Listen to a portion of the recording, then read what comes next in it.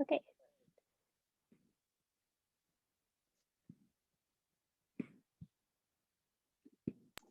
Should we get started? I don't know if we're... Absolutely, absolutely. All right.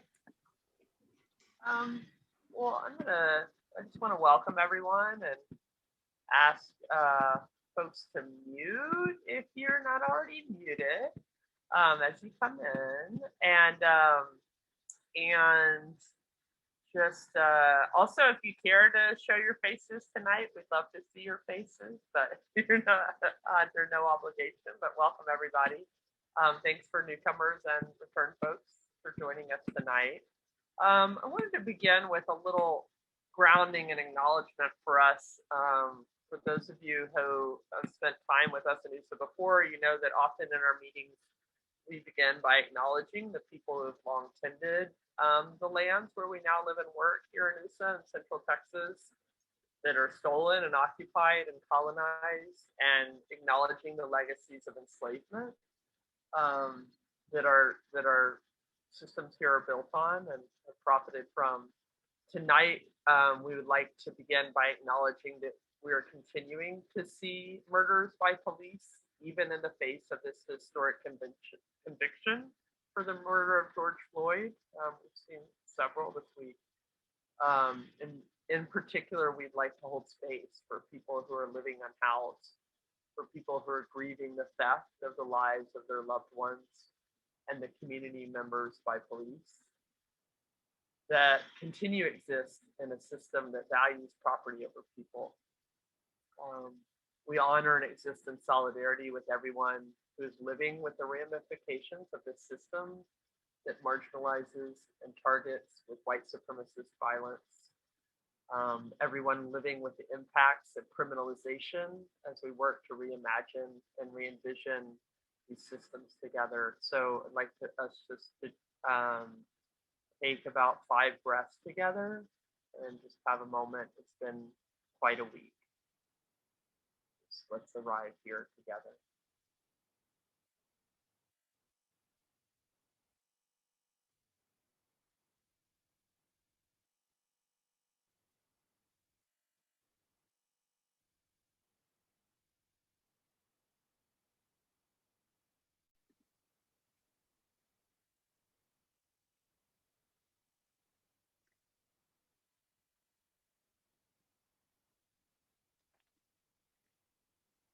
Thank you, Rachel. And so, yeah, thank you again all for coming. My name is Jen, pronouns are she, her, hers. And just wanted to say a little bit briefly about our plan for today. We're talking here about Prop B because, as we have been saying, homelessness is absolutely a racial justice issue. Prop B is absolutely a white supremacist, white grievance politics issue.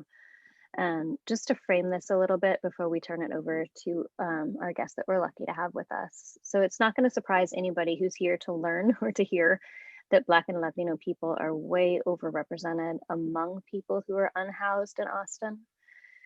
Given the racial wealth gap and racist disparities in unemployment rates and all the systemic violence against Black people and other people of color, and how that impacts on people's ability to find financial stability and housing security.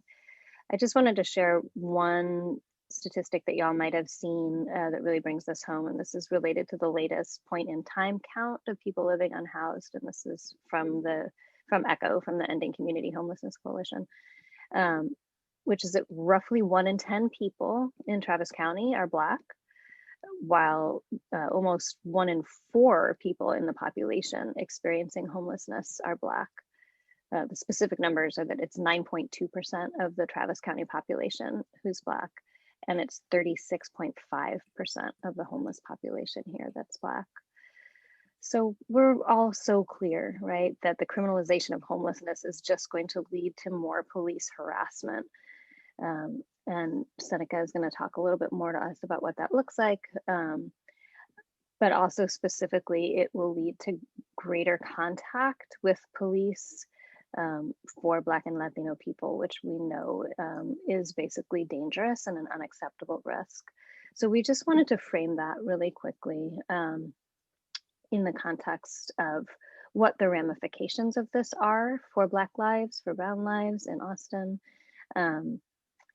Yeah, and I'll stop there. I know that folks who went to our latest Unlearning Circle talked a lot about the racialization of space, and it really connects with all that white supremacist tendency to try to clean space, right, and from unacceptable folks. So we are really, really grateful to our guest, Seneca Savoie, who's going to help us understand better how to really talk about and think about Prop B and how to be more effective in pushing back against all of that violence. And Christelle, if you can say a few words about Seneca, and then we'll just turn it over to you, Seneca.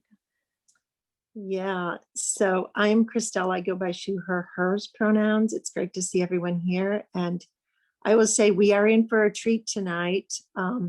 I know Seneca, he has been a warrior out in the community for all kinds of justice. He is a member of the Democratic Socialists and works for Texas Appleseed, and is a really committed member of Austin Justice Coalition. And Seneca has been doing relational organizing around Prop B, even before it was Prop B, I think, when it was just pushback in the community and the original petition. So we are so lucky to have him here tonight to talk with us. And thank you so much, Seneca, for being with us. So I'm Seneca. I'm an employee with Texas Appleseed, where I'm the Homes Not Handcuffs field organizer. I'm mostly here tonight because there's only so many nights a week that Chris Harris can do Zoom calls. So you get me. I guess, given that we have size for a little bit more flexible of a presentation, what I have is basically kind of our default training and then like a call to action around it. But with the number of people we have, I can customize it a little bit more. So I'd like to hear from folks that are, on the call, what they most like to get out of the call. You don't have to talk if you don't want to. You can just put it in the chat. But are you looking primarily for background about the issue? Do you primarily want to know, how to have the conversations about the issue? What the strategy looks like for the rest of the get out the vote period? What would be the most helpful? Because if a lot of you have already been doing some level of volunteering or just super plugged in on the issue, me telling you a bunch of stuff you already know probably is not the best use of your time.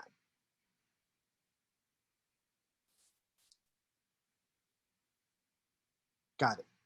Okay, so background, best language. Yeah, and so the presentation that I'm going to give tonight was from our first training on how to have effective conversations about homelessness.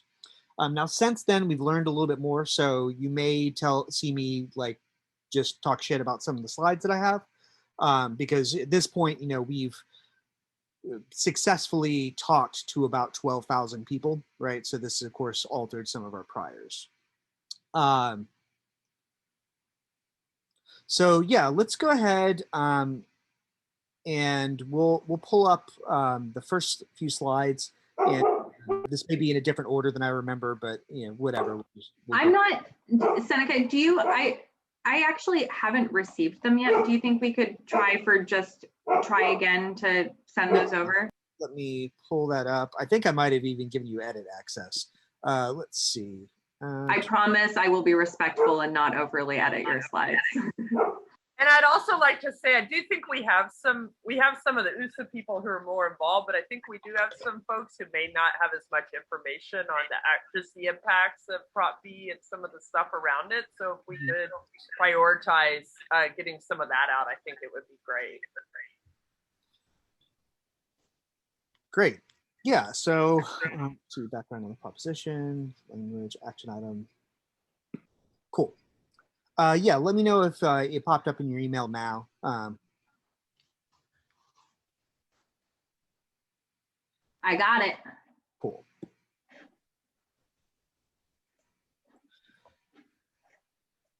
All right, so yeah, let's go ahead and jump straight to slide 2. Okay. We'll get to our first out-of-date piece of information. So originally, Homes Not Handcuffs started as a coalition who were looking to repeal sets of laws that criminalize homelessness in Austin. Those laws were in place between 1997 and 2019.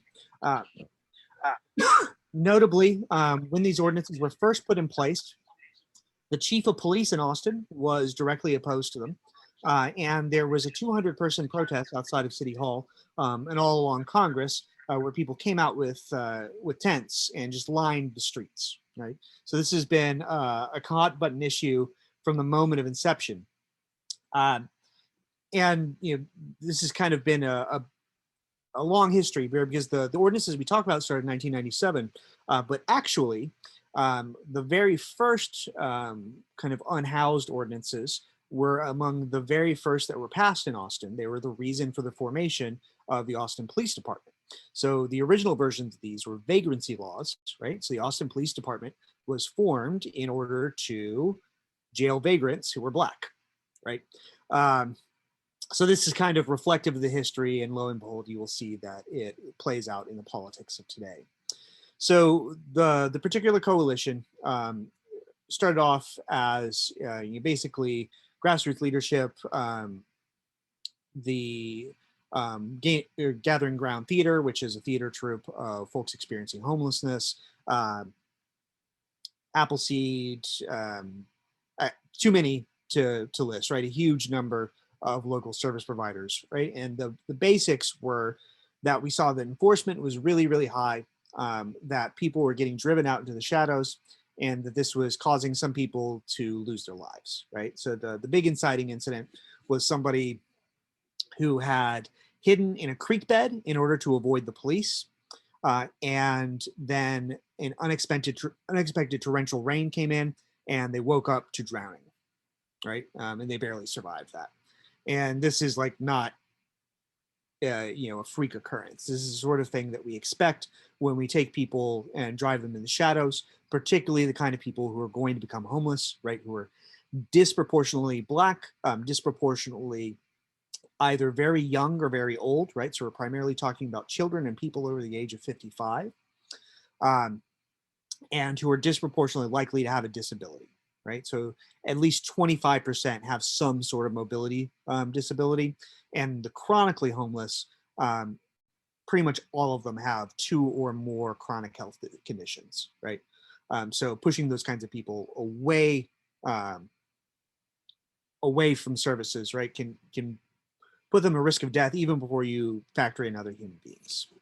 So this had started off originally as an education project, but as we very clearly learned, everyone knows that this doesn't work, right? Everyone with any exposure to policy is aware that criminalization cannot solve homelessness. That was insufficient to get people to vote against it, right? So that meant we had to build up popular pressure. So as part of that, Austin DSA started to do door-to-door canvassing in the beginning of 2019. And relatively small scale, we probably knocked on about 5,000 doors and kind of flooded city council with calls based on that, right? We'd go to somebody's door in areas where people were Karens disproportionately, right? Calling in about homelessness. And we go to those neighborhoods and get people to call in the city council and tell them to tell council to stop having cops harass homeless people. And a lot of other organizations turned out for that too, but basically this council mobilization is how stuff started. We can go ahead and go to the next slide.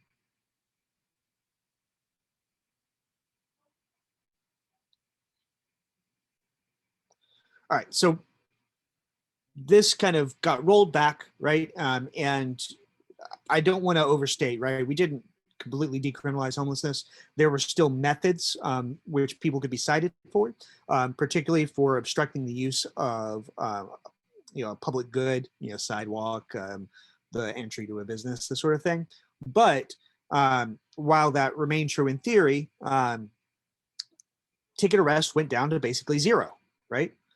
So the cops stopped issuing citations. So we don't know if that was because we just wrote like a really good policy that wouldn't get used a lot, or if the cops just threw a hissy fit because they weren't allowed to do the stuff they wanted to do, so they stopped doing anything. But either way, we went from a situation where about 9,000 citations were getting issued for these ordinances, sit, lie, camping, and solicitation, to 0. So that was pretty good.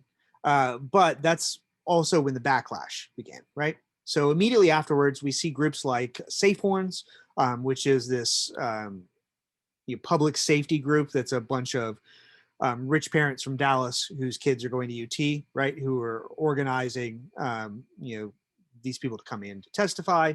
And Save Austin Now, which is basically just a hat on top of the Travis County Republican Party.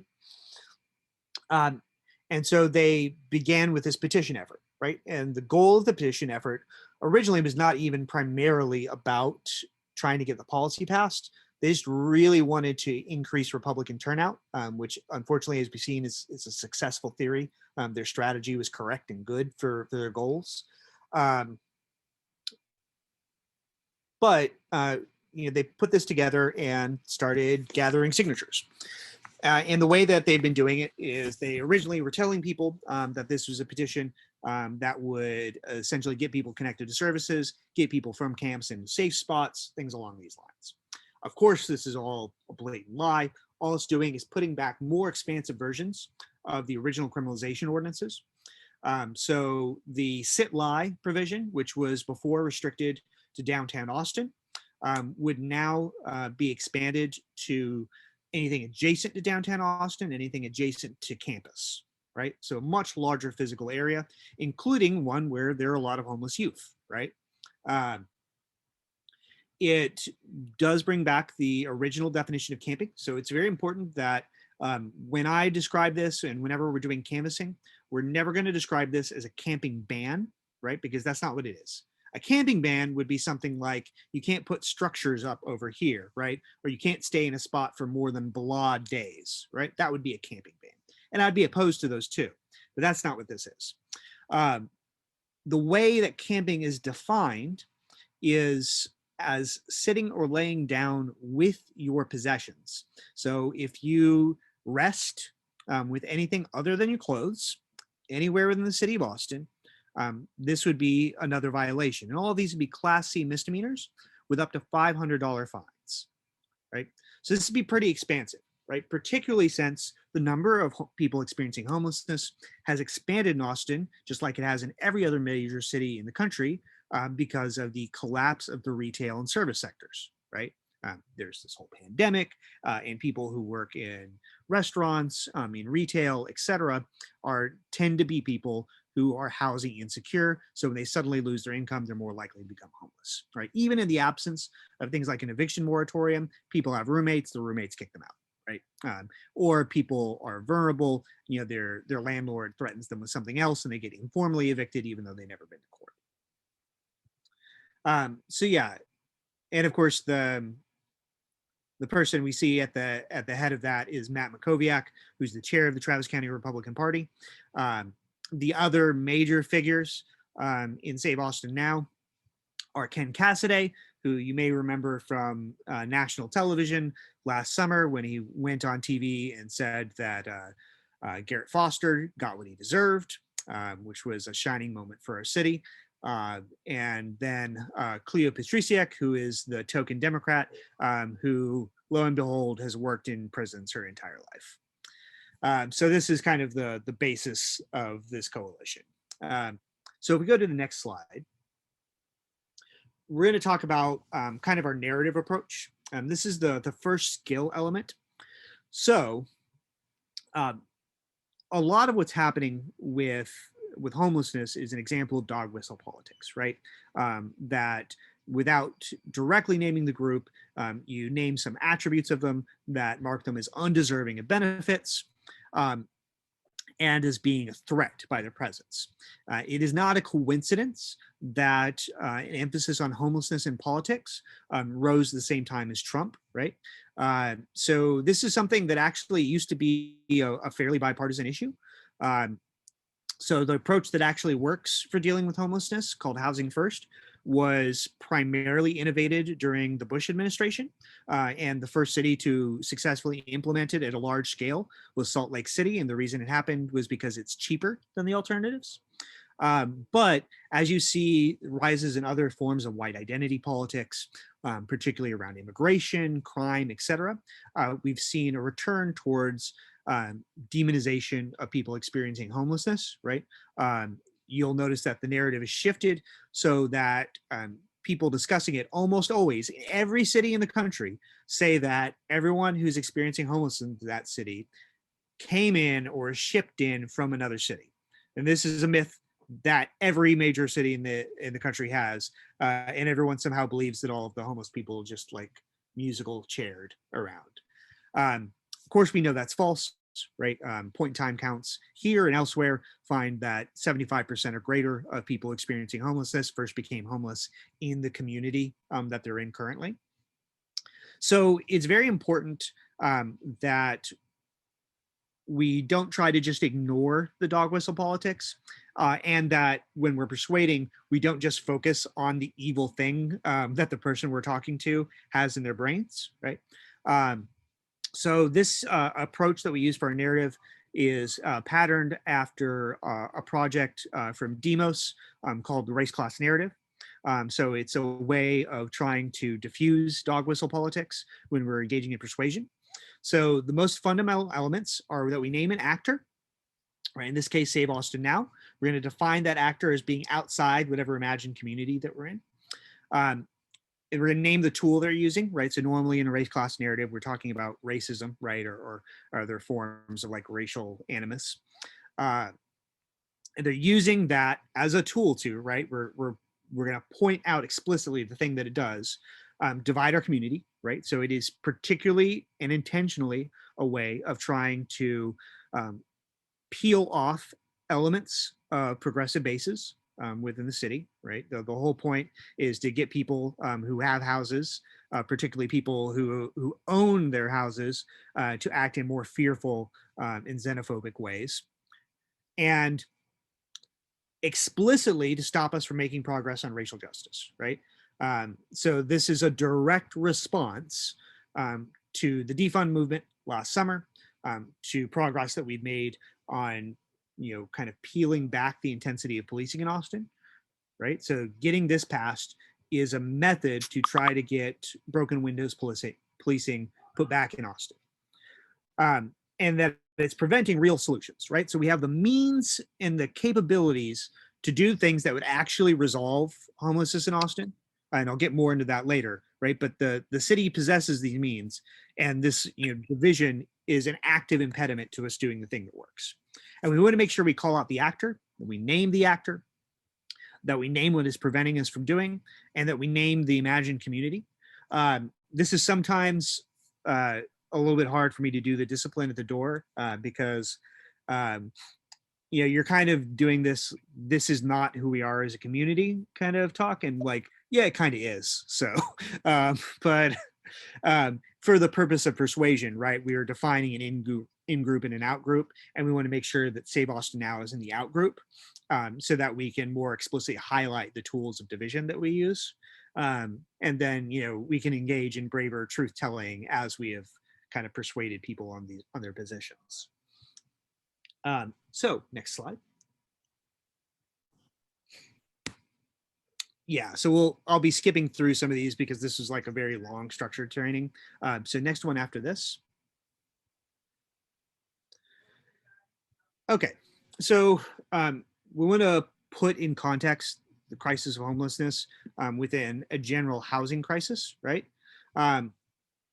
So there's this huge increase in animus against homelessness, primarily because of increased visibility, right? Folks are not being coerced into hiding, and so it's easier to see them. Secondarily, because of COVID, we do have an actual increase in the number of people who are homeless.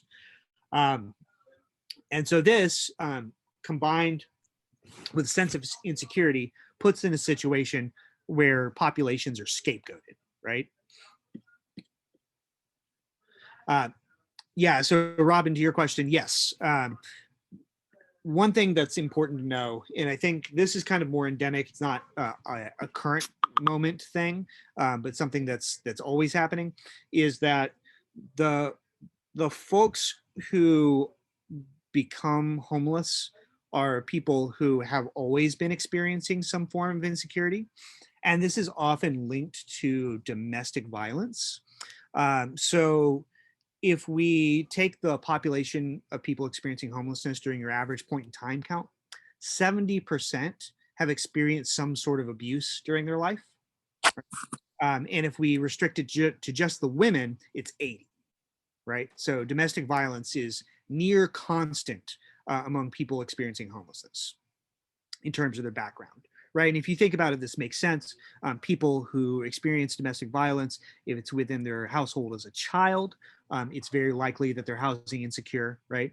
And if they're experiencing it, with an intimate partner, they may rely on them for income and things like this, right? So an escalation in that level of domestic violence can cause somebody to become unhoused, either because they're forced out or because they choose to leave in order to save their own lives, right? So let's go to the next one. Right. So the fight, right? If we know this crisis is going on, we've got to make sure we understand the stakes. So the first stake is, people experiencing homelessness will be at increased risk of death and harm if this comes back in place, right? So as we said before, people are going to go out in the woods. In the event of something like a winter storm Uri, right, where Austin Mutual Aid was able to get 450 people off the streets in one night, right, into hotels. That was only possible because they could physically find people experiencing homelessness.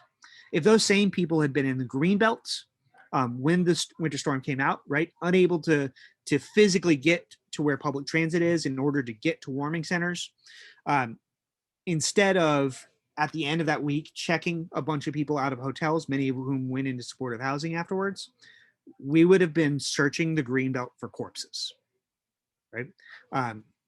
There are people, primarily women, who, when the camping ban was in effect, were in places that were much more hidden and had the experience of being approached, harassed, and assaulted almost every single night, right? Myself, when I was homeless as a senior in high school, right, I was assaulted multiple times, right? Because what homeless people have in common with cab drivers and pizza delivery people is that they have cash on them, right? If you are panhandling, somebody gives you physical money and people see that you have the money and then they will come and take it from you. Similarly, it gets really, really hot in Austin and it's difficult to sleep. This is one of the reasons why substance abuse is higher, because it turns out that like being drunk or stoned is helpful to sleep when it's like 95 degrees outside. But also, if you talk to somebody and they offer to let you sleep on their couch for a night and they have air conditioning, you will ignore every red flag in the world in order to go inside, right? And that directly led to me being sexually assaulted. And like, it's going to happen to a lot of other people. So it's important that we don't increase the incentives for people to engage in these risky behaviors, because people experiencing homelessness are victims of crime more often than they are perpetrators, for a lot of reasons, but ultimately it's because they have less power, right? And powerful people tend to victimize powerless people.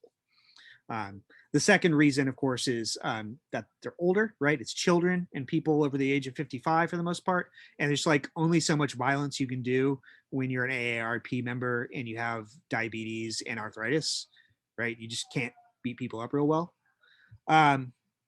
So the other thing is we need to recognize that we're in a shared boat, right? So the reason homelessness is increasing is because precarity is increasing, right? Increasingly large portions of the population, particularly in gentrifying communities, are housing insecure. Their wages are stagnant, and the cost of living is increasing over time, particularly for older Black people, right? There's a reason why there's disproportionate representation. Those two reasons are, one, the criminal justice system, right? People who have previous contact with the criminal justice system, and two, older people who have stagnant or declining incomes and can no longer afford the price of their own housing. And then, like, fundamentally, we just want to make sure that we're not using the police to solve a problem they can't solve, right?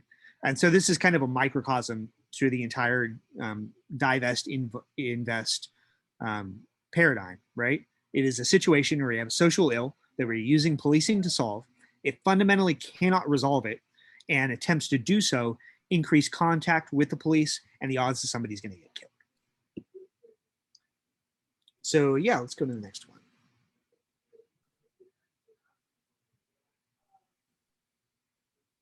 All right. So for our canvassing skills, our original theory of the case was that the way that we were going to convince people is to just talk nonstop about how this is a Republican measure, right? And then we go talk to people who are pretty Democratic, and that will flip them. What we found, though, is that our Appleseed canvassers who cannot say the words Republican or Democrat have identical positive rates to our partisan canvassers, right? So if our Appleseed canvassers cannot say the words Republican or Democrat, what are they doing? They're saying it can't work. And this is like super effective. So it's important that people understand this. No city in the entire country has gotten an even 1% reduction in homelessness by enforcing fines and fees on people experiencing homelessness, right? It's completely ineffective. Every literature review you can find will say that it's completely ineffective. And the reason why is really easy to understand. In order to reduce the number of people who are experiencing homelessness, you can do two things. You can reduce the inflow, right? You can make fewer people get evicted or have the kinds of discrimination that cause them to become unhoused. Or you can cause people who are currently unhoused to be unhoused for shorter periods of time, right? Well, Prop B and measures like it can't do the first thing, right? It can't provide like a safety net to keep people from falling into it. And on the second point, it causes people to become unhoused longer. How does that work? So about a quarter of people who are experiencing homelessness have jobs. They just have insufficient income in order to afford shelter. When I first became homeless, had a job at a Blockbuster Video. But if you get a ticket, can't pay the ticket, and then you get a warrant, you lose your job, right? Pretty easily. If you have to move the place where you're sleeping, and that place that you move to is too far from the public transportation you need to get to your job, you lose your job. If you have an active warrant for your arrest and you're applying for a new apartment, even if you have a little bit of income, right, you get like 5 roommates or whatever together to do it, you're not going to get on that lease, right? If you spend the night in prison and that causes you to have a drug relapse, right, this lengthens the period of your homelessness. If you have a mental health issue and frequent harassment and powerlessness from interaction with the police exacerbates your current mental health issues while you're not getting any treatment, right? It turns out that for most people, sleeping less than 4 hours a night and constantly being on the lookout to see if somebody's going to find you when you go to sleep does not help you resolve your mental health issues. So all these things lengthen the extension of your homelessness, right? So if people are homeless for longer and you're not reducing the number of people coming into the pool, then the number goes up, right? So it can't work. There is one and only one thing that does work, and that's what's called housing first. As I said before, it was actually pioneered under Republican administrations, primarily the George W. Bush administration. And the approach is pretty simple. Previous attempts at homelessness had conditioned so that housing was the last thing you got. So you had to prove that you were doing a good job applying for jobs, or that you'd gotten clean and sober, or that you had your mental health issues under control before anybody would offer you housing. The problem is that, like, it takes a while to resolve those problems, right? And most people, when they get access to housing, are going to have at least one relapse. And if you kick them out, you make their drug habit or their mental health issues or any of these other underlying conditions worse. And for those folks who are chronically unhoused, that cycle, right, of falling off every time they do means that when they come back in contact with the state, it's usually during an emergency, right? You have a heart attack or something else that caused you have to go to an emergency room. You have an extended interaction with the police, which is increasing the expenditures from the city in terms of police overtime. All this stuff is super expensive, right? So the people who have been homeless the longest in the city rack up these huge bills. And if instead you just give somebody housing on step one, then it becomes way easier for them to control addiction issues, right? Their stability helps with mental health issues. If they have a chronic health problem, you know where they live and you can give them their medicine, right? And it is much cheaper to just give somebody a hypertension pill than it is to try and catch them every time they have a heart attack. So you take the people who incur the greatest cost, who have been homeless the longest, and who are most likely to die if they're not housed, and you house them immediately. This reduces the people who are going to be filling up the numbers over time because they're the kind of people who are not likely to just become housed of their own accord because they have a disability or something else that prevents them from doing that. And then the folks that are remaining right after you do that tend to be what are called intermittently unhoused people, right? Folks who are usually unhoused for 6 months or less. And those folks, it's a lot cheaper to help them, right? So this housing first approach, right? You take the people who most need it, you just give them unconditional housing up front, and then you give assistance, services, and what have you, or even just straight jobs to folks who are only unhoused for a short period of time because of an eviction, domestic violence, etc. This works, right? So Salt Lake City is usually held up as the example because they were the first one to like eradicate veteran homelessness, and they reduced their homeless population by 90%. But I think even more instructive is New Orleans. So after the FEMA money ran out, New Orleans had a stable homeless population of about 10,000 people. Now, New Orleans is a little bit smaller of a city, right? It's about 200,000 people, 250,000 people. So that's a substantial number, right? And using this approach with primarily municipal funds and some matching federal funds, right? So not their FEMA money. They were able to also get a 90% reduction in the number of people experiencing homelessness. And so people have this sense of powerlessness right now, right? That nothing can be done. That's why you have to do this. So it's super important to understand that under disaster conditions, a city that is vastly less poor, that's vastly poorer than Austin is, right? Without the huge amount of money that we're about to have coming in from the federal government, was able to reduce their population by an incredible amount, right? So there's a thing that works. We have the resources to do it, and we're about to have more of them, right? So let's see here. So that's the second point we want to emphasize in all of our conversations is that there is a resolution to this problem and that we can do it, right? So we've added 350 units of permanent supportive housing in the first 3 months of this year. Community First is independently adding about 1,500 units. And the housing blueprint currently calls for, and it looks like we have the resources to house 1,000 people a year for the next 3 years. That's before we're going to get $450 million from the federal government, right, to the city and county. So that's a lot of stuff we can do. Next slide.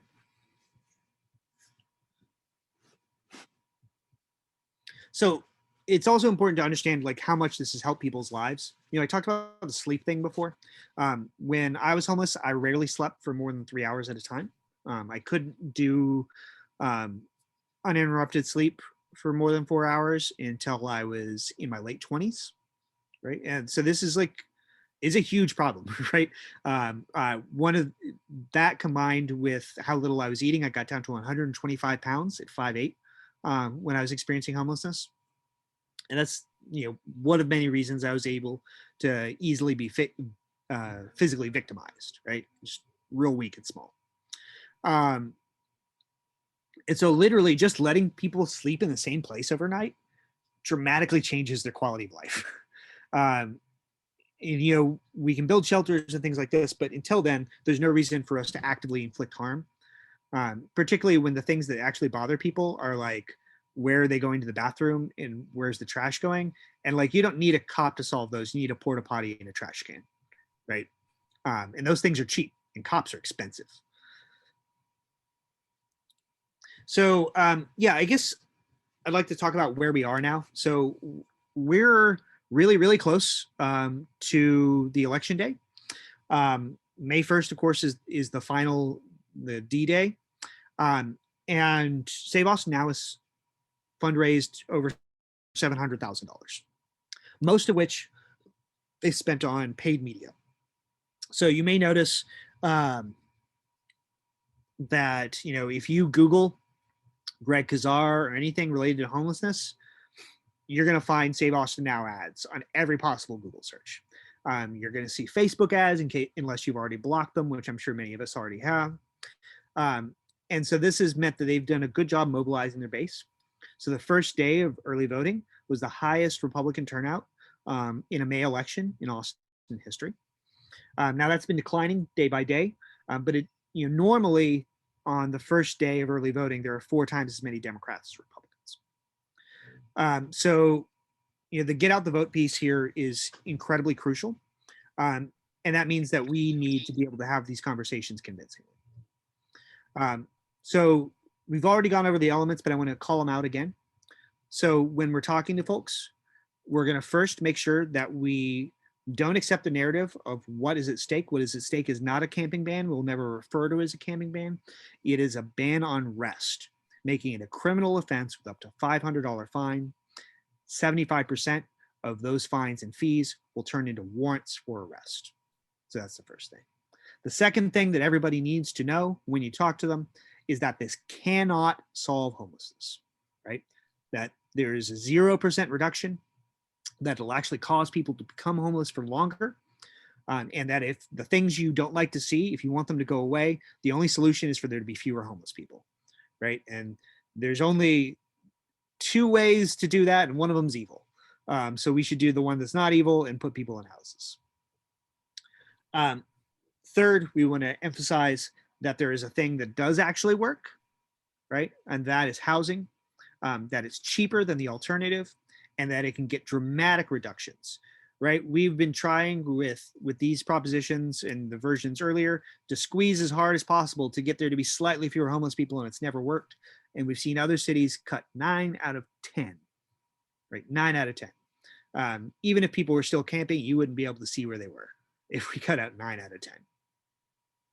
And then finally, the actors are untrustworthy, right? It's the Republican Party and Austin Police Association. We're giving more power to the police and to the people who don't want to see the stuff that Austin has been leading on in the country, right? Defund movement, you know, getting the 0 arrest on marijuana, all of this stuff. This is like the first edge of trying to undo all of that, right? So it's a racial justice issue on many levels, right? Both in the disproportionality and because this is just a blanket attack on criminal justice reform in Austin and throughout the rest of the state.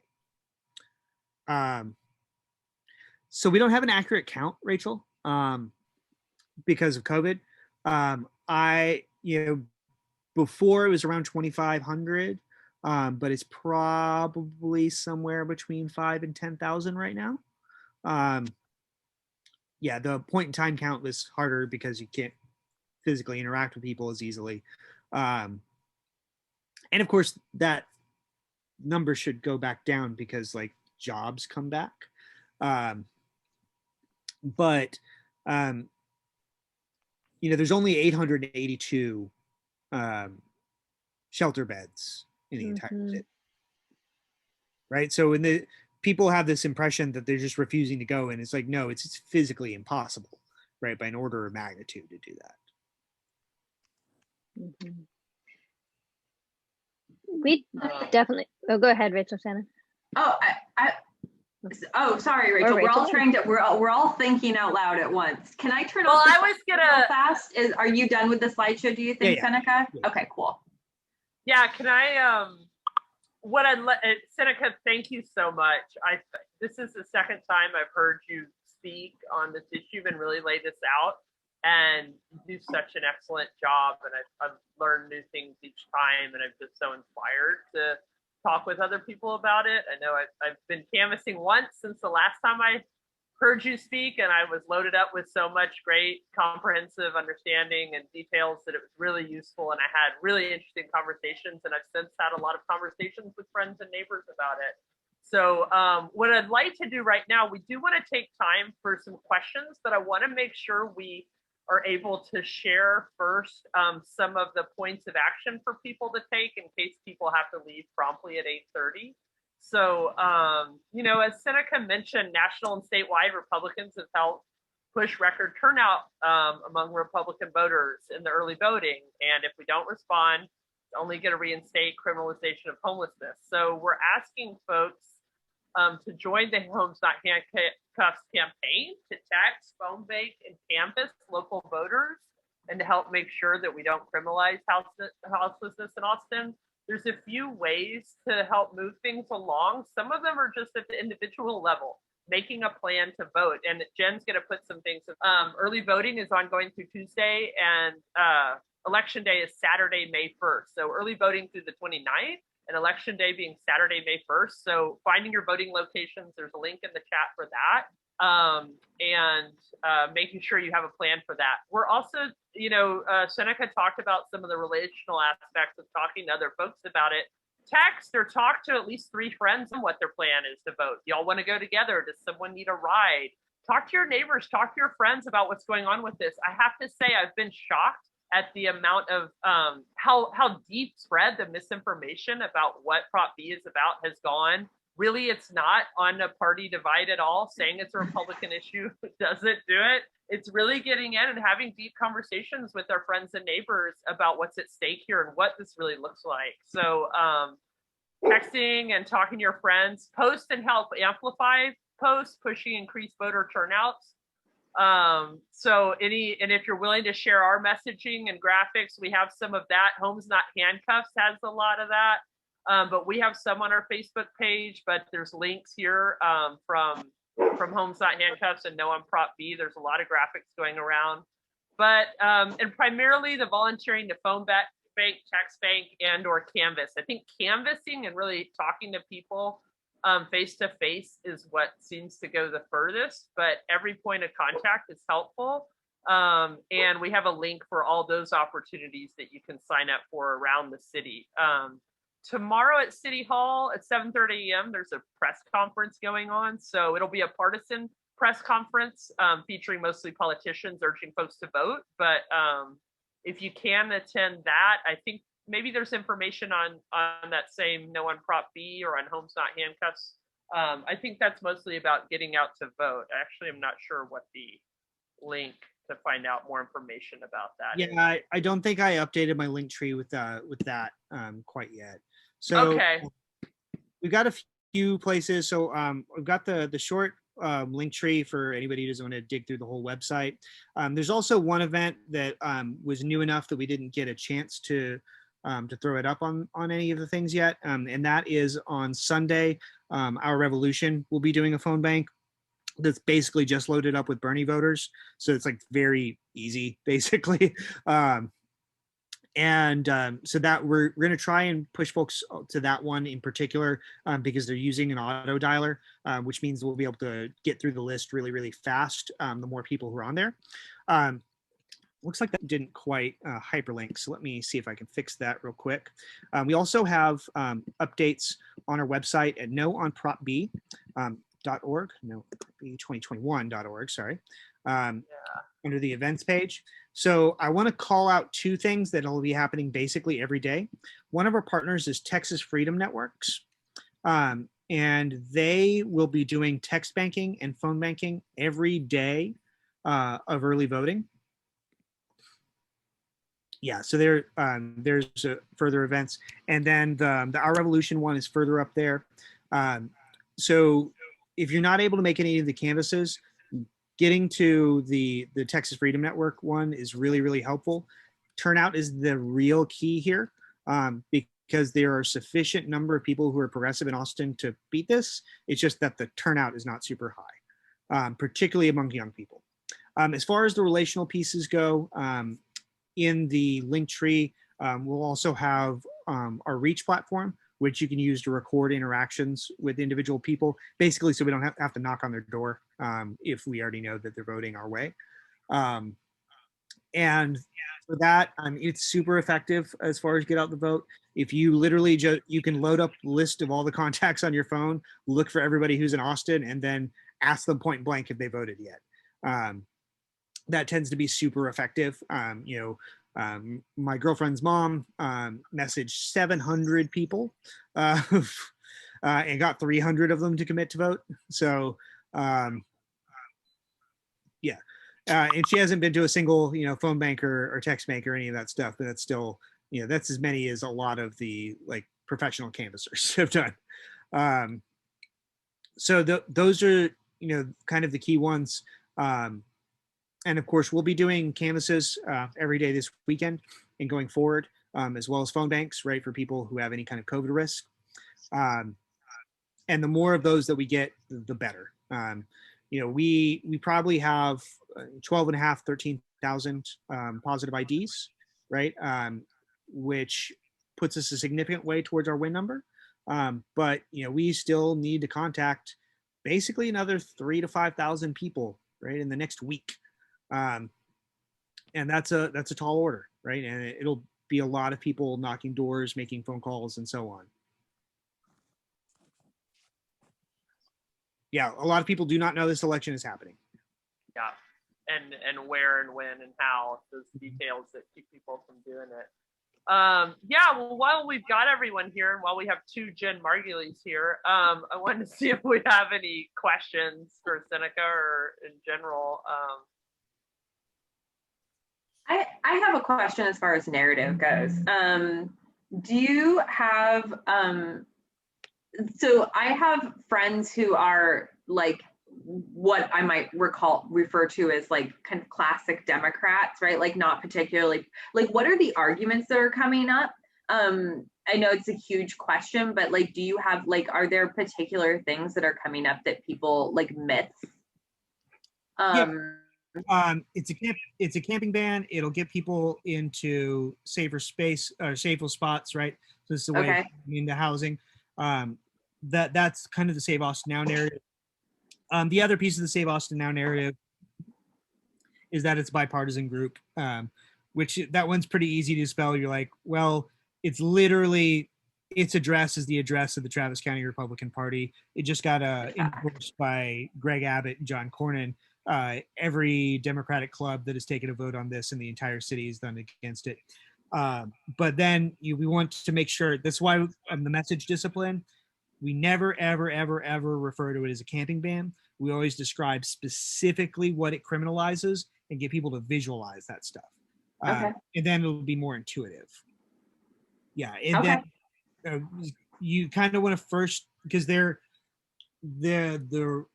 narrative is based on it doing an innocuous thing, right? They're presenting it as a magic wand that makes the tents that you see go away. Right. And that it's primarily about the tents. And then, so you want to disrupt that, right? You want to make sure at the very beginning, I'm not talking about that thing in your head at all. I'm talking about this other, much more expansive thing. And as soon as you realize that, you're going to realize the person who told you the first thing lied to you. Yeah, so the force the city thing. So the definition, all right, I'm ableist language, right? But the definition of insanity being doing the same thing over and over, expecting different result. So this was in place between 1997 and 2019. If the effect of having criminalization ordinances were to cause investments in real solutions to increase, then the effect would have been that when we decriminalize, all the investments would have gone downhill, right? But the opposite happened. The largest spike in investments in homeless services happened immediately after decriminalization. So why do we expect that this is magically going to do something different from what it did the previous 22 years it was in place? There is no discernible effect of increased investment, right? In fact, there was virtually no investment in homeless services in Austin during that 22-year period. And now, we're at a point with 1,000 units a year, $30 million a year budget for homelessness, right? And of course, intuitively, it makes sense. If you make homelessness more visible, that increases pressure to do things, right? Oh, and Jen, it should be in the link tree. Let me copy that over again.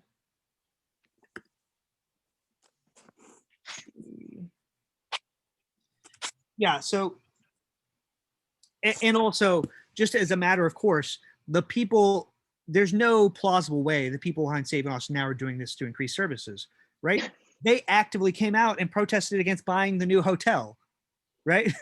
they went and testified in favor of a bill that would make it harder for us to build new homeless shelters in Austin. Was Right? that the Williamson County one?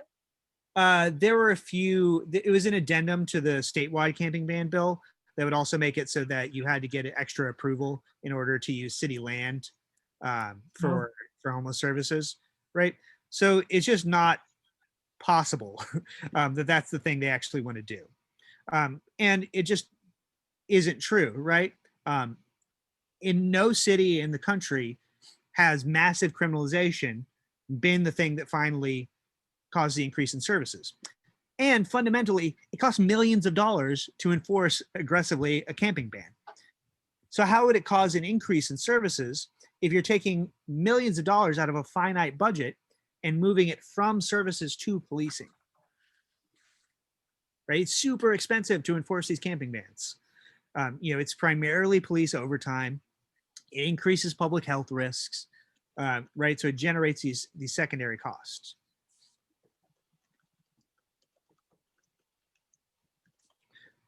And like, I'm sure that there are some people experiencing homelessness who are dangerous, but like, fundamentally, just ticketing random other homeless people for sitting and laying down, right? Even if you are not a prison abolitionist, how would that be effective, right? Policing strategies are generally effective to the degree that they're targeted on people who are doing the thing, right? And even then, there are usually better ways to do it. But like, ticketing essentially random people, right? If there's a bike thief, there's one guy in the neighborhood who's homeless and he's stealing a bunch of bikes. How does ticketing a random 17-year-old for falling asleep help you catch that guy? Sal, did you have a question? Yeah, I was wondering, are you getting people that are talking about the way it looks? Do people actually come out and say that?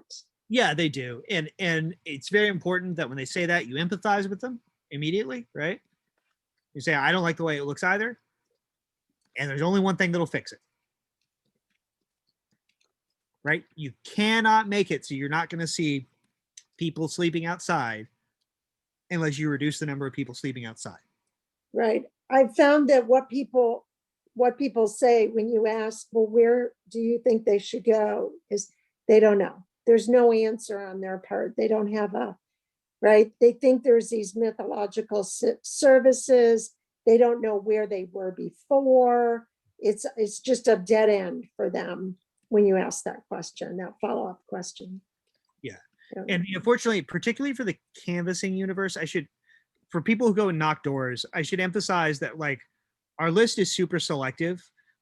We're knocking on people who like really high partisanship scores, who also like vote a lot on criminal justice issues. So if the person at the door is the person that's on your list, these are not hard arguments, right? Sometimes I had a really different experience of that, canvassing in my neighborhood with both white residents who have been here 15 years and Black residents who have been here decades. Oh, wow. I ended up in long conversations about some of these nuances and what the solutions were. It was quite, it was really something. So I do want to offer for folks who are, and I hope it's all of us, interested in doing more canvassing, whether it's phone banking, text banking, or in-person canvassing, that everything you sign up for has a really specific relational organizing training that comes before it. So you won't just have to remember everything that Seneca has said tonight and then apply it. There will be training that comes, before each of those opportunities. Right, and a script. So, you'll be well supported in that. Homes Not Handcuffs has done an incredible job. It's so well organized. Seneca, where is this REACH program? How do we access that? Oh yeah, let me just give you the join code real quick. Reach. Oh, it's already over here. I think it's really great, though, that you just plan that you're going to talk to 3 people to get them out to vote. Because we can talk to people till the cows come home, but if they don't actually go vote, it didn't matter. So, yeah. If they hear it from you, their friend, I think it's very impactful. And on that, I want to see, does anyone who doesn't have their face on here want to use the raise hand reaction or anything to ask any questions or put any questions in the chat? I don't know if people are present or not. I can't tell. Well, all right. I won't worry about it. I know that some folks might need to leave, but and it is 8:38, so I want to respect everyone's time, and especially Seneca's who came here. But yeah, do we have wrap-up questions or things? Seneca? Yeah. I wanted to offer one thing to y'all. So, I know that there are other events going on tonight, so you maybe not have been able to reach out to all the folks you wanted. So if there is, a secondary event or a follow-up or an event you wanted to drive people towards, we do have some text banking capabilities and phone banking capabilities. So if there is a list of people you would like to get to a thing, follow me later and I will show you how to set up your own text bank. So you could text, everybody in Undoing White Supremacy and tell them to come to a particular thing if you wanted that to be the Undoing White Supremacy event. Or I could have staff call through a list if you give me a list too. Cool, thank you.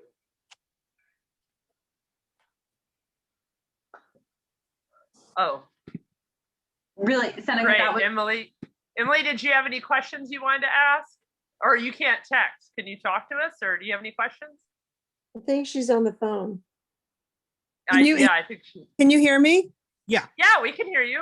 Yeah, so sorry, I had something on the computer, so I had to do this on the phone. So it's not as easy to communicate. The thing that I get from people is, oh, the homeless, they like to be out there. They love to be in that tent. You can't, and I remember this is the same argument they used in New York City for people that stay on the subways. They don't want to be in a home. Is there an easy sort of statistic to use? Because you've said so many interesting things, Seneca, and I'm just curious whether there is a retort, because I don't know how many of others of you have heard that, but I certainly hear that a lot. Yeah. So I guess there are two things, right? I mentioned the shelter thing earlier, right? It is not that people do not want to get off the streets, right? There is, in fact, many years line to get into housing and things like this. Two, if cause of homelessness were that people just didn't want to work or have a house, then it wouldn't go up in response to economic conditions, right? It is probably unlikely that at the beginning of last year, at the same time that there was a global pandemic, spontaneously, 5,000 or so people in Austin were just like, I don't like air conditioning, right? That you wouldn't see big swings in numbers, right? Instead, what we see is pretty simple. If rent goes up, homelessness goes up. If wages go down, homelessness goes up. If there's a natural disaster, homelessness goes up. So it's more likely that people just don't have access to housing, right? Or sufficient income to secure it. Right. Thank you. Someone was telling me that one thing that they say is, regardless of what people say today, nobody chooses in the first moment of homelessness to be homeless, right? I mean, it is counterintuitive, right? We can all know that somebody doesn't just choose to go and live on the street. They're forced into the street. After years of living there, maybe they've gotten so discouraged with the system that they'll tell somebody, oh, I'd rather just be left alone. But the first time that somebody becomes homeless, it's never by choice. And it's not very nice being homeless in Austin, right? Like it can be 95 degrees at night during the summer. And nobody's like, I don't like air conditioning, right? Maybe somebody could convince themselves that was true in like San Francisco or something like this, where it's a nice temperate climate. But Austin, like it feels like you're gonna die during the summer, especially like the places where the camps are complaining about are underneath big slabs of concrete. Like it's not nice. People don't want to be there. It's just safer. Right. I've heard that too, Emily. I've heard that question a lot, and yeah, I'm often like, if it comes down to the few people who want to choose that, that's fine, but everyone needs options, and I think most people are going to opt for housing. But yeah, I appreciate you bringing that up.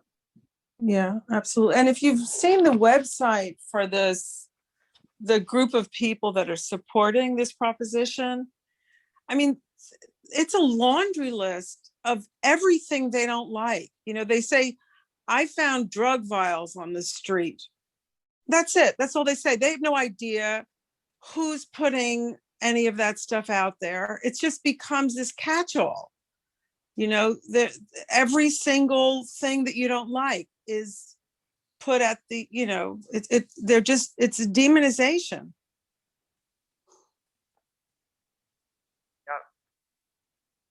Yeah. Well, Yeah. Take our I most also vulnerable people and just lay it on them, right? Our trans children and our unhoused people who can't do anything about it. I also think that, people like it is another way of distinguishing us from them, right? Like, it's Right. those people. It's almost, it's a really, really dehumanizing way of talking about people, as if people don't deserve sleep and food and a place, a place to sleep, a place to be safe. And I think saying, they like it is like, but they don't deserve any better, right? Like, they wouldn't know any better. It's very, very reminiscent of some very, very ugly kind of colonial language that makes me, like, I think it makes us all super uncomfortable about how to argue back against it. And I think, like, who chooses to be that uncomfortable, right, is a really interesting question to kind of pose back. Right. And I feel like that ties with the madness piece, because people use kind of madness as a way of dehumanizing and distancing. And when people are so mad that they're kind of disembodied, I think that's one of the strategies certainly that I've encountered. Yeah. Well, if they see it as a mental health issue, they're certainly not supporting a robust mental health system. So it's like, okay, great. You think it's madness? Well, where's your commitment to give mental health services then? Right. And The thing that I Sorry, appreciate Emily, about the thing that I appreciate about this as a canvassing conversation is being able to just say yes to people when they say things like that. Like, I really got that from the first, thank you so much, Elle, for coming, that I first got when I was listening to Seneca, is that we can just say, like, yes, it's really terrible that, that people have to live this way, or, yes, of course, everybody's worried about, folks getting hurt on the street, or, yes, of course, everyone's worried about safety. And which is exactly why I really want to see the city have the money available to put this new plan into place that they just came out with. Did you read about it? It's kind of amazing, and that's what all the folks who are doing homeless services think is going to work. And so we're not going to have money to do that if we pass Prop B, and it's just going to make things worse for folks. And I agree with you. Like, the way things are going, like, no one should have to live like that. Like, of course, you don't want to see it because you're a good person and you don't want to know that people are struggling. Like, even if that, I don't actually think that's why a person does that. But it's Right, true like, when I've because it's canvassed. different than when I'm having like an argument with somebody, right? The canvassing is a different like energy, and I appreciate it so much. And I feel like I really learned that, Seneca, from your training. And the first thing I try to do is draw that commonality between whoever I'm talking about. I had one guy open the door and he said, well, I don't think you're going to like what I think about this. And no. And he said he didn't like seeing all the camps everywhere. And I'm like, exactly. Okay, great. We're on the same page. And similarly, it's a great opportunity to pull in the reimagined public safety and let people know that those recommendations are out right now, and they can go read the well-researched solutions to this that people have spent hundreds of hours putting together. So what a great, I'm so glad we're talking about this. And Andrea's here, so I'm going to go talk to her. I'm going to have to bounce off, but thank you so much, Seneca. Thanks, Emily. Thanks, everyone who came. And I'll see y'all later. Thanks, everyone. Thank you, Seneca. That was really helpful. No problem. I just texted a whole bunch of friends. So Thanks for putting it together. Really appreciate it. Thank y'all. Thank you. Bye, everybody. Bye. Bye.